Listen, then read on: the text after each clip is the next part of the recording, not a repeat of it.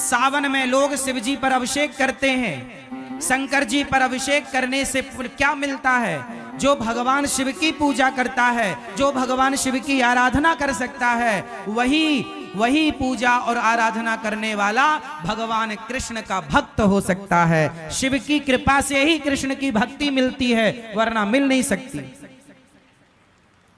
तो भगवान शिव की पूजा का फल है कृष्ण प्रेम। क्या? यदि किसी को कृष्ण से प्रेम हो गया, भगवान श्री कृष्ण की भक्ति मिल गई, तो उस पर भगवान शिव की विशेष, बिना शिव कृपा के आपको कृष्ण नहीं मिल सकते। तो आप लोगों ने खूब अभिषेक किया होगा, शंकर जी का खूब आराधना की होगी, तब जाके वृंदावन धाम प्राप्त हुआ है आप लोगों को। अब कृष्ण जब मिल गए तो फिर उनमें मन लगा लो, फिर यहां वहां ना मन हटाओ। कई लोग कहते हैं हम तो शिव जी के पुजारी हैं, हम तो कृष्ण के पुजारी हैं, तो क्या शंकर जी के मंदिर जाएं? हम शिव जी के पुजारी हैं तो क्या? अरे तुम समझते नहीं हो, तुम्हें समझ नहीं है। शंकर जी के मंदिर जाओ और शंकर जी से कहो, हे भोलेनाथ, जितनी भक्ति आपके हृदय में है, जितना प्रेम आपके हृदय में है भगवान के प्रति, श्याम सुंदर के प्रति, राम के प्रति, उसका एक अंश भी आप कृपा करके दे दें। हे नाथ, मेरा भी मन भगवान श्री कृष्ण के चरणों में, श्री राधा रानी के चरणों में लग जाए। तो कृष्ण कौन है? बोलो मेरी मां, कृष्ण कौन है? जिनके द्वार पर शंकर जी हाथ जोड़कर खड़े हैं। मैया, ओ यशोदा मैया। हाँ बाबा। अरे मैया, बड़ी दूर से आयो हूं, एक बार अपने छोरा को दर्शन कराए दे। मैया बोली, बाबा रुक, वहीं बैठो रही हो। मैया, यशोदा मैया कह रही है, शंकर जी रुको। शंकर जी रुक गए। वो भगवान जिनके दर्शन के लिए भगवान शंकर द्वार पर खड़े हैं और क्या कहते, मैया एक बार दर्शन कराए दे। मैया बोली, बाबा तेरी शकल बड़ी डरावनी है, मेरो छोरा देखेगो तो डर जावेगो। अरे मैया ना डरेगो, एक बार तो लाला को दर्शन कराए दे। मैया बोलती हैं, बैठो यहां, अभी हमारो लाला सो रहे हो, जागेगो तो दर्शन कराएंगे। शंकर जी बैठे इंतजार कर रहे हैं कन्हैया के जागने का। लो, वो कृष्ण हैं। शंकर जी कौन है? जिन्होंने काम को जलाकर भस्म कर दिया। शंकर जी की तीसरी आंख खुले तो पृथ्वी जलकर भस्म हो जाए, वो सर्व सामर्थ्य शंकर जी। वो शंकर जी जिनके अंदर सृष्टि का पल भर में संहार करने का पावर है, पल भर में सृष्टि को मिटाने का सामर्थ्य है, वो शंकर जी हाथ जोड़े द्वार पर खड़े हैं कृष्ण के आगे। वो कृष्ण कोई सामान्य तत्व है क्या मेरी मां? वो भगवान है। एक बार शंकर जी ने जहर पिया था, आप सबको ये बात पता है। समुद्र मंथन हुआ, जहर निकला, किसने पिया? शंकर जी ने पिया। एक बार शंकर जी ने जहर पी लिया। अब बताओ, जहर यदि हम लोग पी लें तो मर जाएंगे? आप लोग पी लें तो मर जाएंगे? मर जाओगे। लेकिन शंकर जी ने इतना सारा जहर पी लिया, मरे नहीं। हम जहर पी लेंगे तो मर जाएंगे, शंकर जी ने जहर पिया, नहीं मरेंगे। वो शंकर जी जो इतना जहर पी कर ना मरे, क्या उनसे कोई इंसान अपनी होड़ कर सकता है, अपनी तुलना कर सकता है?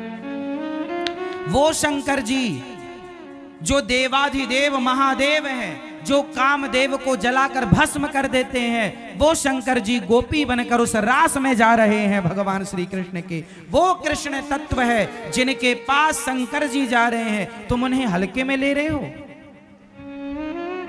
कृष्ण को कोई सामान्य तत्व समझ रहे हैं आप लोग क्या? कृष्णात् परम किमपि तत्व महम न जाने, कृष्ण से भी श्रेष्ठ कोई तत्व है ये मैं नहीं जानता। शंकर जी भी जिन्हें जान ना पाते, शंकर जी किनका ध्यान करते हैं? सदा वसंतम हृदयारविंदे भवम भवानी सहितम नमामि। जिनका ध्यान शंकर जी करते हैं, भगवान कृष्ण का जन्म हुआ तो दर्शन करने शंकर जी आए, रास हुआ तो दर्शन करने शंकर, जिनका दर्शन करने के लिए लाइन में शंकर जी खड़े हैं, उन कृष्ण को आप सामान्य समझ रहे हैं क्या? कोई मजाक का विषय बना रहे हैं क्या कि वो रास रचाए तो हम भी रचाएंगे? जो काम संत कर सकते हैं ना, तुम ना करो। उनकी भावनाएं अलग हैं, तुम्हारी भावनाएं अलग हैं। उनके विचार अलग हैं, तुम्हारे विचार अलग हैं। सबकी तुलना सबसे नहीं हो सकती मेरी मां। जिस तराजू में सोना तोला जाता है, उस तराजू में टमाटर नहीं तोले जा सकते। टमाटर, सब्जी, आलू तौलने की तराजू अलग होती है और सोना तौलने की तराजू अलग होती है। इंसानों को तौलने की तराजू अलग है और भगवान को तौलने की तराजू अलग है। दोनों को एक तराजू में नहीं तोला जा सकता। आप गलती ये करते हैं कि इंसानों से भगवान की तुलना कर लेते। अरे हम, उन्होंने किया हम भी करेंगे। तो उन्होंने पहाड़ उठाया था, है तुम्हारे बाप में हिम्मत एक उंगली से? उन्होंने इतना सा मुंह खोल के पूरा ब्रह्मांड दिखाया था, है तुम में हिम्मत? भगवान से कहा। आजकल का इंसान जब उसकी नादानी सुनते हैं ना, तो कई बार दया भी आती है मूर्खता पर, कई बार गुस्सा भी आती है कि बताओ भगवान के लिए लोग क्या क्या कहते हैं, जानते नहीं भगवान के बारे में, बोलते हैं। वो रास रचा रहे हैं, वो भक्तों पर कृपा कर रहे हैं। उस रास में शंकर जी भी सम्मिलित हो रहे हैं।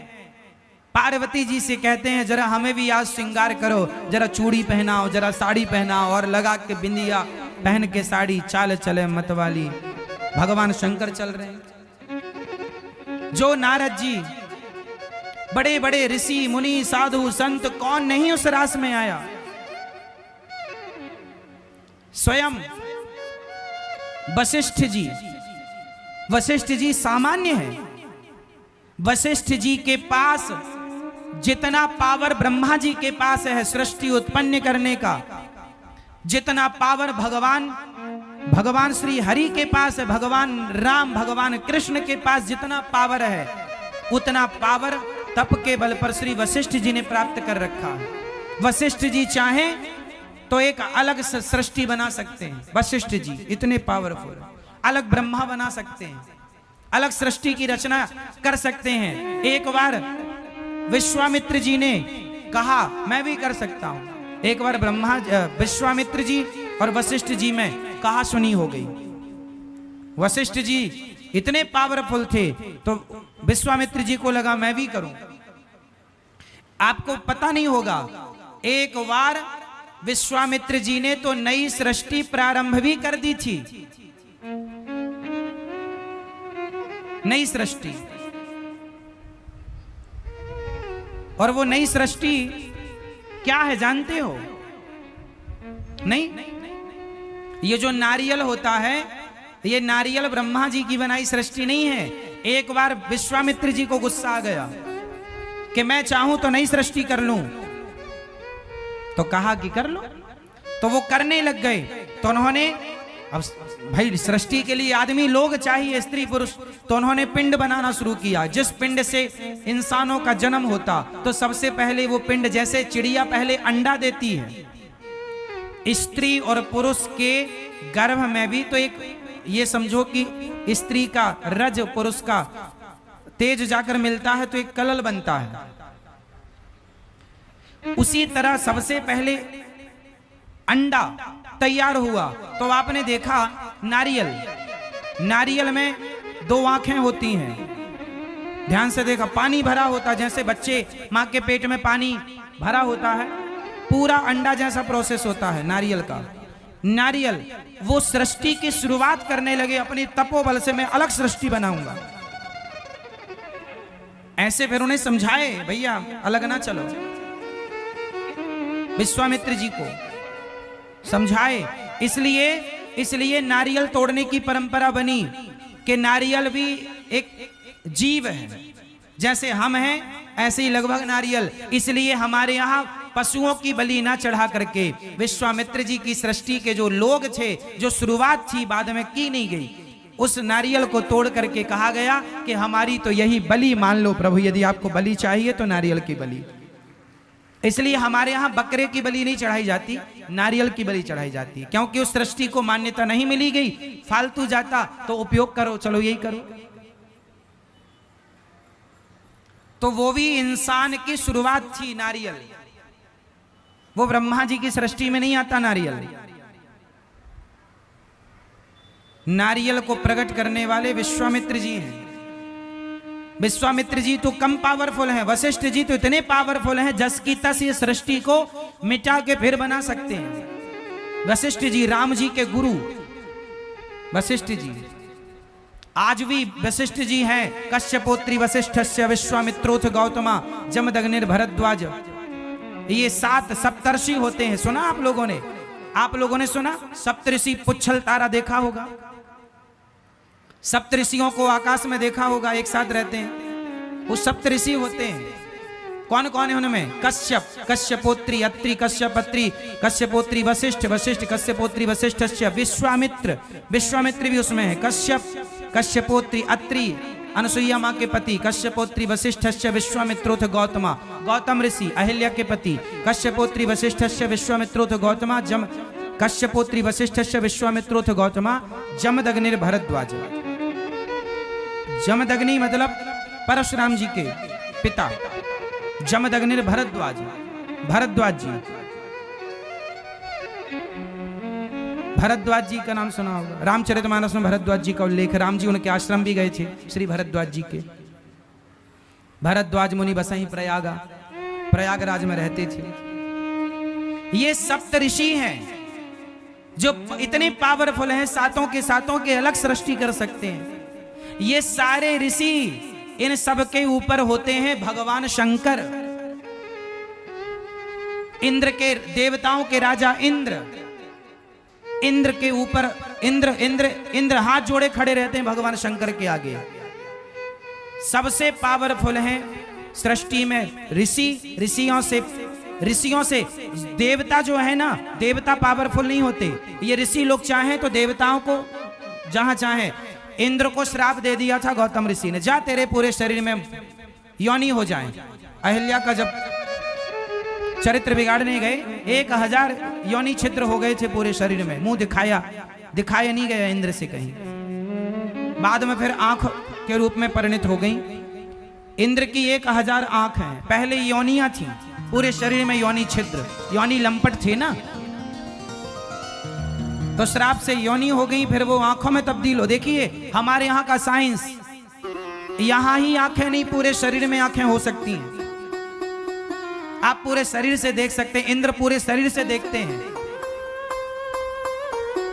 ये हुआ है हमारे यहाँ, ऐसी परंपरा रही है हमारी। ये ऋषि, आप लोगों ने सुना होगा, महाभारत में एक उल्लेख सुना होगा आप लोगों ने, भीष्म पितामह के सामने शिखंडी आ गया। बोलो हाँ हाँ। शिखंडी पहले स्त्री था। शिखंडी का जब जन्म हुआ तो स्त्री था, पर हमारे देश में ऐसे संत थे कि हमारे ऋषियों ने, शिखंडी के पिता ने कहा कि महाराज हमें लड़की की जरूरत नहीं है, राज्य चलाने को लड़का चाहिए, लड़का चाहिए।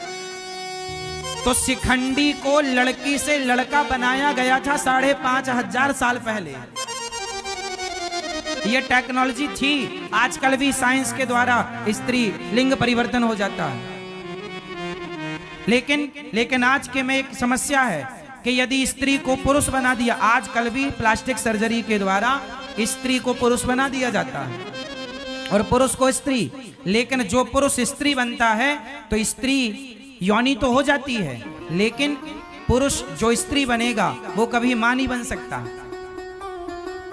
लेकिन हमारे यहाँ ऐसी परंपरा रही है कि शिखंडी स्त्री थे और जो स्त्री पुरुष बनेगी तो वो कभी बाप नहीं बन सकती। लेकिन शिखंडी जब स्त्री से पुरुष बने तो वो पिता भी बने बाद में। और कई बार हमारे यहाँ स्त्री को पुरुष और पुरुष को स्त्री भी बनाया गया है। शास्त्रों में वर्णन आपको मैं कई जगह दिखा दूंगा। हमारे यहाँ ये सारी टेक्नोलॉजी थी, प्रयोग कम करते थे क्योंकि जरूरत नहीं थी, सिद्धांत उद्देश्य अलग अलग थे।